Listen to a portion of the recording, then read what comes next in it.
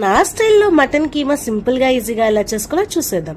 So ముందుగా cooker లో 2 spoons oil వేసుకొని హోల్ గరం మసాలా వేసుకుందాం. సో తర్వాత 2 మీడియం సైజ్డ్ ఆనియన్స్ ని మంచిగా చాప్ చేసుకొని వేసుకొని 2 గ్రీన్ చిల్లీ స్లిట్స్ అండ్ కొద్దిగా అల్లం వెల్లుల్లి పేస్ట్ వేసుకొని మంచిగా కలిపేసుకుందాం. తర్వాత చిన్న మెంతం కూడా అండ్ కొంచెం కరివేపాకు వేసుకొని బాగా ఫ్రై చేద్దాం. మటన్ ని ఆల్రెడీ ఉప్పు కారం పసుపు వేసుకొని బాగా మ్యారినేట్ చేసి పెట్టేసుకున్నాను. అది వేసుకొని ఆయిల్ లో పచ్చివాసన పోయేంత వరకు మంచిగా ఫ్రై చేసుకుందాం. సో ఇప్పుడు వాటర్ వదులుతుంది.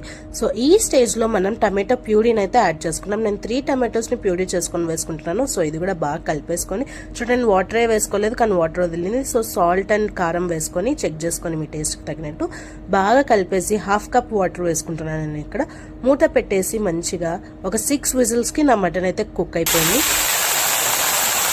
చూసారా ఎంత సింపుల్ అండ్ ఈజీనో. సో మీరు కూడా ఖచ్చితంగా ట్రై చేసి రెసిపీని ఎలా ఉందో నాకు కూడా కామెంట్ చేసేయండి. Thanks for watching.